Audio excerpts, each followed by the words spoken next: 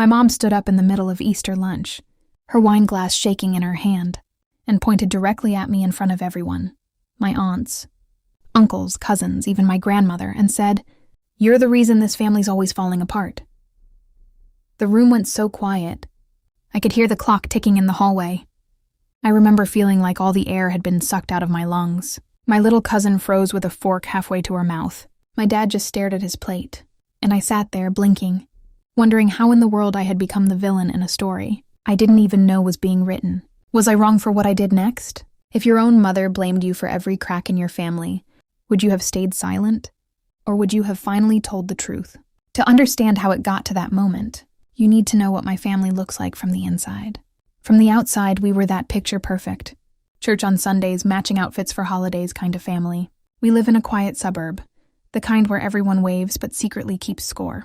My mom has always cared deeply about appearances. She volunteers, she hosts every major holiday, and she makes sure our lawn is trimmed like we're competing for an invisible trophy. My dad works long hours and has mastered the art of staying neutral. And me?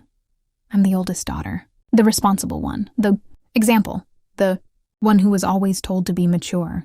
Because my younger brother, Jake, just needed more understanding. Growing up, I was the buffer. When my parents fought, I distracted Jake.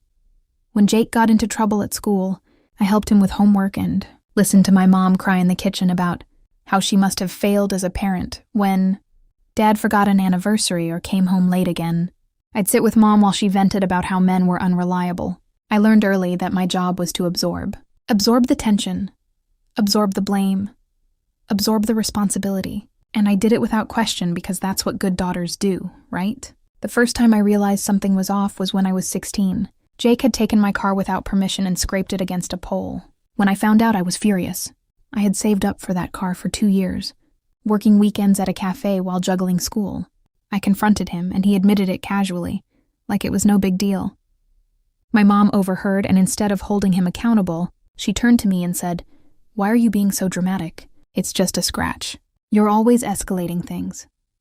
I remember standing there thinking, he took my car, he damaged it, and somehow, I was the problem for reacting. That became the pattern. If I spoke up, I was too sensitive. If I stayed quiet, I was cold. If I set a boundary, I was selfish. Meanwhile, Jake could do no wrong. He dropped out of college. He's finding himself. He crashed Dad's truck. Boys make mistakes. He borrowed money and never paid it back. Family doesn't keep score. But when I moved, out at 22 and didn't come home every single weekend, my mom told everyone I was drifting away and acting superior. Still, I kept trying. I came to every holiday. I brought gifts. I smiled through backhanded comments about my job, my dating life, my apartment. I swallowed my frustration because I didn't want to be the reason for any tension. Ironically, that's exactly what I was accused of being later. The real shift started about a year before that Easter. Jake got into serious financial trouble. He had started a small online business that completely tanked, and instead of admitting it, he borrowed money from multiple family members. When they started asking for repayment, he avoided their calls. Eventually, my Aunt Linda called me because she assumed I'd know what was going on. I didn't. But when I found out, I confronted Jake privately. I told him he needed to come clean before it blew up in his face. He didn't listen, so I did something I had never done before. I told my mom the truth, calmly, carefully. I thought she deserved to know before it turned into a bigger mess. I wasn't trying to expose him. I was trying to prevent a disaster. My mom's reaction? She went quiet. Too quiet. She thanked me for telling her, but I could see something harden in her eyes. Within a week, the entire family knew, and somehow the narrative had twisted. It wasn't Jake borrowed money, irresponsibly. It was, why would you tell? Your mother instead of handling it privately? My mom told my aunt that I had betrayed my brother's trust. Jake told everyone. I was jealous of him. Jealous. Of what? I'm still not sure. I tried to explain myself. But every conversation turned into a lecture about loyalty. Family protects each other, my mom said. You don't air dirty laundry. I wanted to scream that I hadn't aired anything. I'd gone directly to her. But the more I defended myself, the more it seemed to confirm their version of events, that I was stirring drama. Easter that year was the first major gathering since the financial mess. I debated not going. I had a pit in my stomach all week, but I convinced myself that avoiding it would only prove their point, that I was divisive. So, I showed up with a pie and a polite smile. At first it was manageable. Small talk, compliments on the food, my grandmother hugging me a little tighter than usual, like she sensed something. Jake avoided eye contact. My mom floated around the room playing hostess, laughing a little too loudly. Then my uncle made a joke about family secrets, and I felt the temperature change. My mom stiffened. Jake rolled his eyes, and before I knew it, my mom stood up, glass in hand, and said those words. "You're the reason this family's always falling apart," she went on.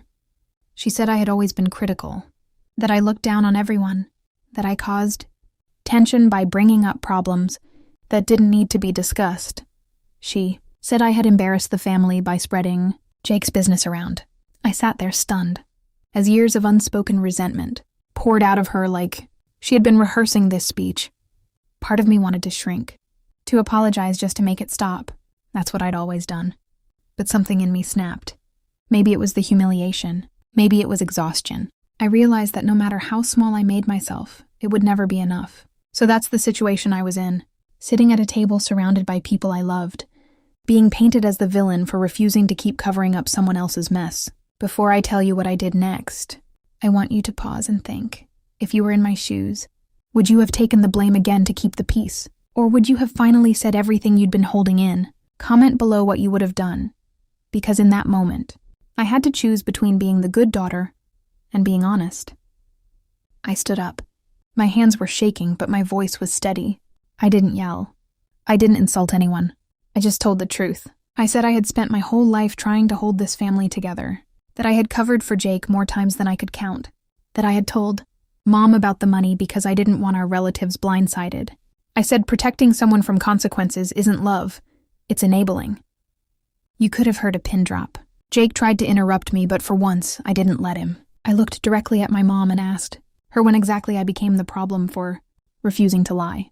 I reminded her of the car incident, the countless times I was told I was too much for having normal reactions. I told her I was tired of being the family scapegoat.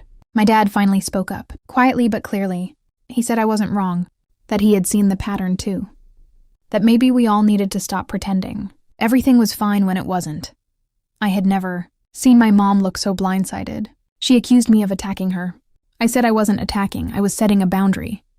I told them I loved them, but I wouldn't keep absorbing blame to make everyone else comfortable.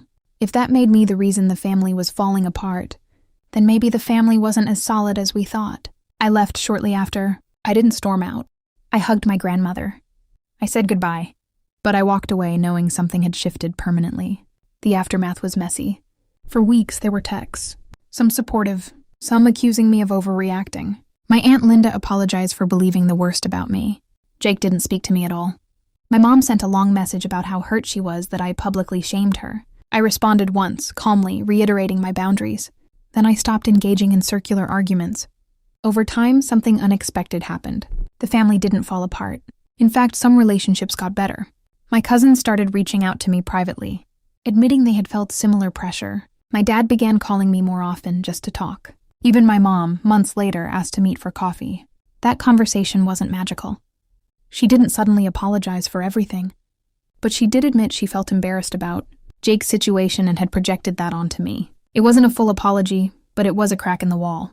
Jake eventually had to face his debts. Without me covering or cushioning anything, he worked it out. It was hard. He was angry. But he survived it. And slowly, our relationship has started to rebuild on more honest terms. So was I the reason this family was falling apart? Or was I just the first one to stop pretending it was perfectly intact? I've learned that sometimes the person who names the problem gets blamed for it. But silence doesn't fix cracks. It just hides them until they're too big to ignore. If you've ever been the scapegoat, the difficult one, the truth teller in a family that prefers comfort over honesty, I see you. It's lonely. It's painful. But it's also brave. If you were on my side like this video, if you think I should have handled it differently, tell me why in the comments. I genuinely want to hear your perspective. And if you want more real, messy, complicated family stories like this, make sure you subscribe. Share your final thoughts on this whole mess below. I read more comments than you think. I'll see you all in the next story.